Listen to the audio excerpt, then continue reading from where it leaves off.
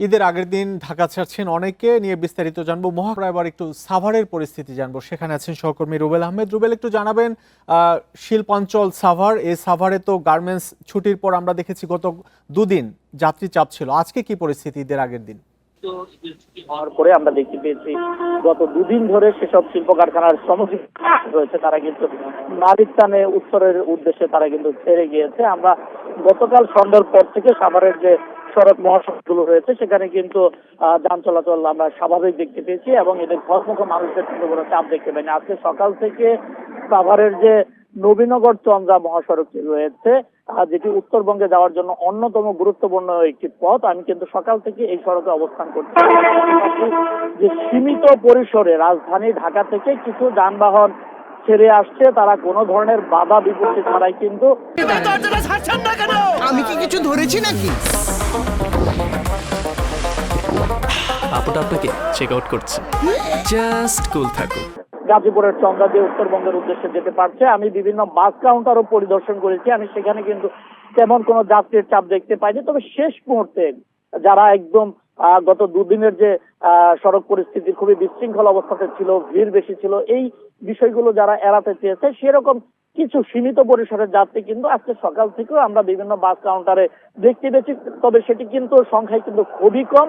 যারা আসলে গত দুদিনের ভোগান্তি এড়াতে চেয়েছিলেন তারাই মূলত যেতে চাচ্ছেন। আমি কিছু সময় আগে এক বাসের চালকের সাথে কথা বলেছি, তিনি আমাকে জানিয়েছেন রাজধানীর যে আব্দুল্লাহপুর রয়েছে সেই আব্দুল্লাহপুর থেকে জিরানি পর্যন্ত তার আসতে সময় লেগেছে ৪৫ মিনিট। অর্থাৎ সে যে আব্দুল্লাহপুর থেকে জিরানি বাজার পর্যন্ত ৪৫ মিনিটে এসেছে, এতেই কিন্তু আসলে প্রমাণিত হয় রাস্তাঘাট কতটা নিরবিচ্ছিন্ন ভাবে যাতায়াত করতে পারছে পরিবহনগুলো। এবং বিভিন্ন বাস স্ট্যান্ডে যে দূরপাল্লার যে যানবাহনগুলো রয়েছে তারা কিন্তু দাঁড়িয়ে থেকে কিন্তু যাত্রীদেরকে ডাকার জন্য চেষ্টা করছেন, কিন্তু তারা কিন্তু পর্যাপ্ত পরিমাণ যাত্রী পাচ্ছে না। আমরা কিন্তু অসংখ্য দূরপাল্লার যানবাহনকে দেখতে পাচ্ছি যে বাসের ভিতরে সীমিত সংখ্যক যাত্রী নিয়ে তারা কিন্তু উত্তরবঙ্গের উদ্দেশ্যে যাচ্ছে। এটা হচ্ছে নবীনগর চন্দ্রা মহাসড়কের চিত্র। ঠিক তেমনি ঢাকা আরিচা মহাসড়ক দিয়ে যারা মানিকগঞ্জের পাটুরিয়া হয়ে দেশের দক্ষিণ পশ্চিমাঞ্চলে যাচ্ছে, আমরা কিন্তু ঢাকা আরিচা মহাসড়কের খোঁজ খবর নিয়েছি, সেখানকার পরিস্থিতি কিন্তু স্বাভাবিক রয়েছে। আমরা পুলিশের সাথে কথা বলার চেষ্টা করেছি।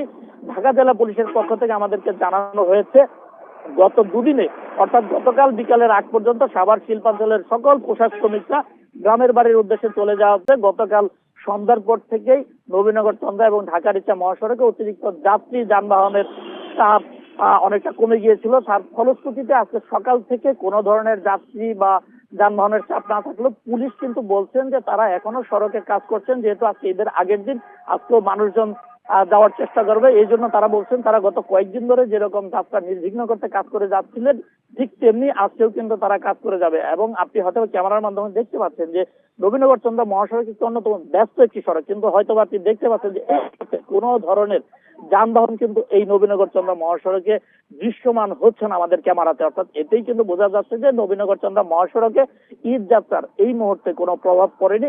দূরপাল্লার যানবাহন যেরকম ছেড়ে যেতে দেখেছি, ঠিক তেমনি রাজধানী ঢাকা থেকে শেষ মুহূর্তে কিছু মানুষজন যারা মোটর সাইকেলে করে দেশের বিভিন্ন প্রান্তে যাচ্ছে তাদের সাথে আমরা কথা বলার চেষ্টা করেছি। সবাই কিন্তু আমাদেরকে একটি কথাই জানিয়েছে, ঈদের আগের দিন সড়ক মহাসড়কের অবস্থা খুবই ভালো থাকে, যানজট মুক্ত থাকে, যার কারণে ওই গত কয়েকদিনের ভোগান্তি যেসব মানুষগুলো এড়াতে চেয়েছেন, যারা ওই ভোগান্তি নিতে চাননি, তারাই কিন্তু আজকে সকাল থেকে গ্রামের বাড়ির উদ্দেশ্যে যাচ্ছেন। ধারণা করা হচ্ছে এই যাতায়াতটি দুপুর পর্যন্ত থাকবে। দুপুরের পরে এই মহাসড়কে বলা যাবে যে মোটামুটি অনেকটা যানবাহন শূন্য হয়ে পড়বে, যেহেতু যাত্রীর সংখ্যাও নাই এবং যানবাহনের সংখ্যা কমে এসেছে। সব মিলে যদি বলি সাভার আশুলিয়াতে একেবারেই স্বস্তিতে ঢাকা রিচা মহাসড়ক সাভার এলাকা দিয়ে মানুষ তাদের গন্তব্যে যাচ্ছে। রুবেল, আপনি আমাদের সাথেই থাকুন, আমরা এবার একটু টাঙ্গাইলের পরিস্থিতি জানবো, সেখানে আছেন সহকর্মী মামুনুর রহমান। মামুন, আমরা যে খবরটি শুনছিলাম ঢাকা রিচা মহাসড়ক বা সাভার এলাকাতে একেবারে রাস্তা ফাঁকা, কোনো ভোগান্তি নেই, স্বাচ্ছন্দ্যে মানুষ বাড়ি ফিরতে পারছে। টাঙ্গাইলের কি পরিস্থিতি এই মুহূর্তে?